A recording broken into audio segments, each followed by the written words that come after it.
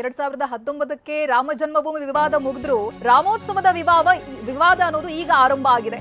ರಾಮೋತ್ಸವದಿಂದ ದೂರ ಉಳಿಯೋದಕ್ಕೆ ಕಾಂಗ್ರೆಸ್ ನಿರ್ಧಾರವನ್ನು ಮಾಡಿದೆ. ಕೈ ಹೈಕಮಾಂಡ್ ನಿಲುವಿಗೆ ಬಿಜೆಪಿ ನಾಯಕರು ಕೆಂಡವಾಗಿದ್ದಾರೆ. ಕಾಂಗ್ರೆಸ್ಗೆ ಹಿಂದೂಗಳನ್ನ ಕಂಡ್ರೆ ಅಲರ್ಜಿ. ಲೋಕಸಭೆಗೆ ಮುಸ್ಲಿಂ ಓಲೈಕೆ ರಾಜಕಾರಣವನ್ನ ಮಾಡ್ತಾ ಇದೆ. ವಿಪಕ್ಷ ನಾಯಕ ಆರ್ ಅಶೋಕ್ ಆಕ್ರೋಶವನ್ನ ಹೊರಹಾಕಿದ್ದಾರೆ. ರಾಮನ ಇಚ್ಛೆಯಂತೆ ಎಲ್ಲವೂ ನಡೀತಾ ಇದೆ. ಇನ್ನು ಕಾಂಗ್ರೆಸ್ ನಾಯಕರು ಬರದೇ ಇರೋದೇ ಒಳ್ಳೆಯದು.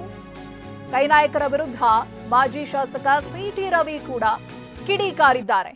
ಕಾಂಗ್ರೆಸ್ ನಾಯಕರು ಬರದೇ ಇರೋದೇ ಒಳ್ಳೆಯದು ಅಂತ ಸಿಟಿ ರವಿ ಹೇಳಿದ್ರೆ ಎಲ್ಲವೂ ರಾಮನ ಇಚ್ಛೆಯಂತೆಯೇ ನಡೆಯುತ್ತೆ ಅನ್ನೋದಾಗಿಯೂ ಕೂಡ ಹೇಳ್ತಾ ಇದ್ದಾರೆ. ಲೋಕಸಭೆಗೆ ಮುಸ್ಲಿಂ ಓಲೈಕೆ ರಾಜಕಾರಣ ಮಾಡ್ತಾ ಇದೆ ಅನ್ನೋದಾಗಿ ವಿಪಕ್ಷ ನಾಯಕ ಆರ್ ಅಶೋಕ್ ಆಕ್ರೋಶವನ್ನ ಹೊರಹಾಕಿದ್ದಾರೆ.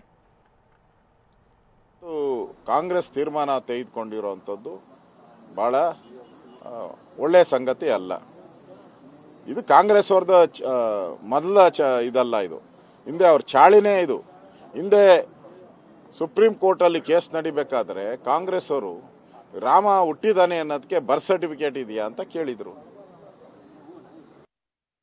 ಭಗವಂತನ ಇಚ್ಛೆ ಇಲ್ಲದೆ ಹುಲ್ಕಡ್ಡಿಯೂ ಅಲ್ಲಾಡೋದಿಲ್ಲ ಅಂತ ಹೇಳ್ತಾರೆ. ತೃಣಮಪಿ ನಚಲತಿ. ಬಹುಶಃ ರಾಮನಿಗೂ ಕಾಂಗ್ರೆಸ್ನವ್ರು ಬರೋದು ಬೇಡ ಅಂತ ಇರಬಹುದು. ಅವನ ಇಚ್ಛೆಯಂತೆಯೇ ಎಲ್ಲವೂ ನಡೆಯೋದು. ಮಂದಿರ ನಿರ್ಮಾಣಕ್ಕೆ ಒಂದಲ್ಲ ಒಂದು ರೀತಿಯಲ್ಲಿ ಅಡೆತಡೆ ಕೊಡ್ತಾ ಬಂದಂತ ಈ ಜನ ಅಲ್ಲಿ ಬರೋದು ಬೇಡ ಅಂತ ಇರಬಹುದು. ಇವರಿಗೂ ಅನ್ಸಿರ್ಬೋದು ನಾವ್ ಯಾವ ಮುಖ ಇಟ್ಕೊಂಡು ಅಲ್ಲಿಗೆ ಹೋಗೋದು ಅಂತ ಹೇಳಿ.